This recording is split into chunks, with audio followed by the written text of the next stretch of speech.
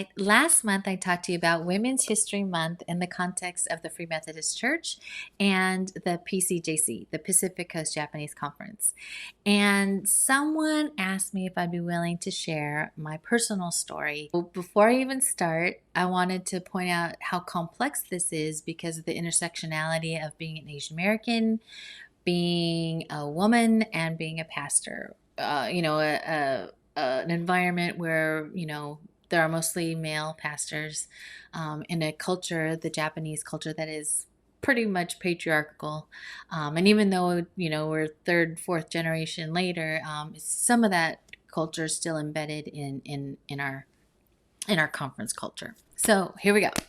I first felt called to vocational ministry in 1985, which is really only 11 years after the Free Methodist Church decided to ordain women as elders. And I think that the leaders in the church and the pastors, they didn't know what to do with us, and they didn't even know like how to pay us, and it was just totally a new and foreign concept. So in order to lead at that time, which is very traditional and hierarchical, female pastors were expected to lead as a man would lead, right? We had to be directive and authoritative and take our direction from the pastor or the superintendent or bishop who was in charge. However, I think when Asian women in particular lead as a man, they're seen as strong, domineering, and uncooperative.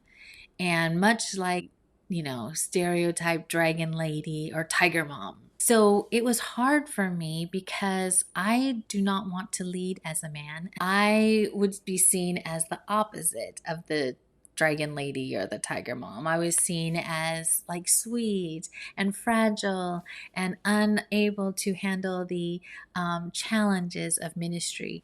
And I can, I'm sweet, but I could be strong too. And I feel like I didn't really understand this as at the time, but looking back, and other pastors have told me that they really felt protective of me, and they wanted to protect me from the harsh personal attacks that leaders often get from the people who work with them, or the ugliness of conflict that happens.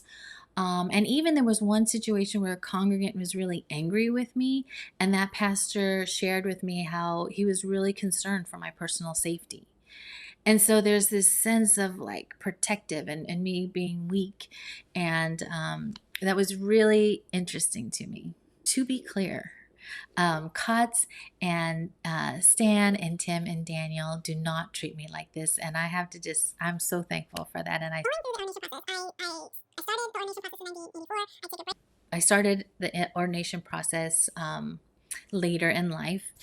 And the conference leaders at the time would tell me to be the leader. I need to be confident and to exercise, not be shy about exercising my authority and my power over others. And I would often respond to them, I am being the leader, but I'm going to be vulnerable, I'm going to build relationships, and I'm going to be collaborative. I would talk about the value and importance of listening, of building trust, and working as a team.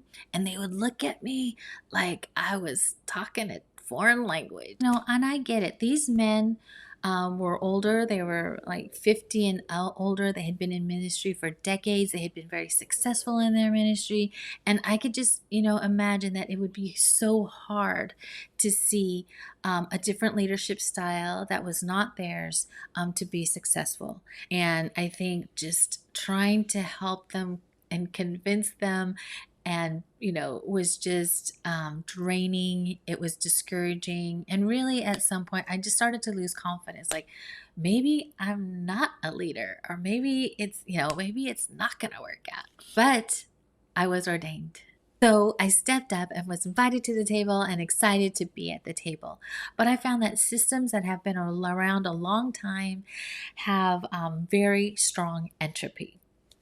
And so I went from excitement to be at the table, to see these small steps of change, to just being disappointed and frustrated. I went from feeling energized to persevere to feeling resentful. And why am I the one to have to try to create space for women at the table?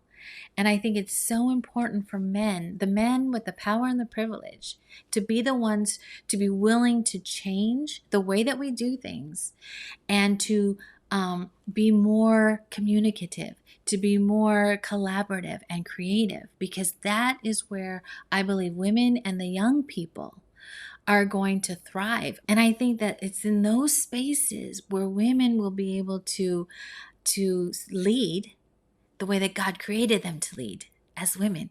Okay, so what have I learned?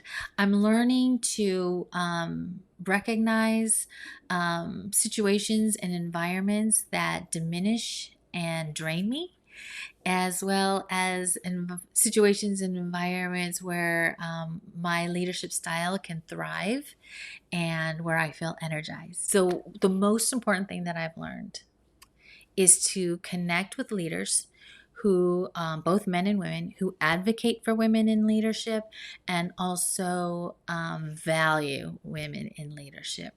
Because these people, they affirm me, encourage me, inspire me, challenge me to be the best leader that I can be, being me, right? They help me to lead in a way that's healthy and authentic.